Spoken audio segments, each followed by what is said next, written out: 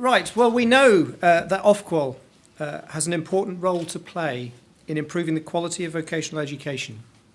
At best, our regulatory arrangements can support awarding organisations in developing good qualifications. At worst, they can get in the way and create unnecessary burdens. So we need our regulatory arrangements to drive all qualifications to have a clear purpose and to be fit for that purpose. Qualifications should be, in the jargon, valid. They should measure effectively the skills and knowledge that they're intending to measure.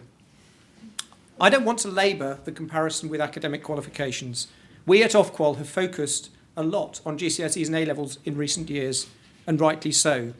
But we're now ramping up our work on vocational qualifications too. We're raising our expectations for vocational qualifications and planning to remove poor quality qualifications that provide weak progression opportunities. We'll be setting out more about our approach over the next few weeks. We'll be proposing to remove the accreditation requirement by which qualifications have to be checked with the regulator, a process that for most qualifications adds little value. We've reviewed the current regulatory rules, the qualifications and credit framework, and found it wanting. It focuses too much on process and structure and not enough on quality and validity. So we'll be proposing significant changes to that. This is all technical stuff. That's life as a regulator. But it's part of developing our overall approach to regulate for quality. I want to set out now 5 points that underpin and, I hope, help explain that approach. First, qualifications are not an end in themselves. Too often, qualifications are what the debate focuses on. But let's be clear. What matters most are the vocational skills and knowledge that students develop. Qualifications can help, of course, by driving and recognising achievement. But reforming qualifications cannot improve the quality of training or the relevance of skills. We know that many important skills, such as teamworking and creativity, are difficult to assess. The qualifications industry can and will play its part in this debate and improving the quality of vocational education. But we need to work in tandem with others. My second point, standards matter. Sometimes the debate about standards in qualifications is focused on academic qualifications. But it's no less important that employers can trust that vocational qualifications are properly awarded to those who deserve them, especially when those qualifications give someone a licence to practice in a potentially dangerous profession.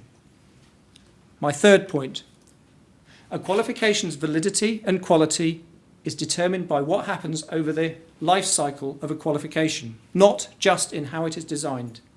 Year on year, we need high-quality assessors who understand the area to make credible judgments about whether students have demonstrated the skills needed. But the best designed qualifications will be undermined if they are not implemented and assessed properly. My fourth point, employers should be central to the regulation of qualifications, not only in defining the skills they need, but in feeding back whether people with those qualifications have the skills they were expecting. We're interested in that destination data that Graham mentioned too. The ultimate test of the value of a qualification is not a technical judgment about validity, but it's whether employers trust it in the long term. And my final point, we should recognise that different employers and different sectors of the economy have very different needs. Qualifications aimed at adults looking to develop their skills are trying to do something quite different from those aimed at young people looking to learn about and enter a profession.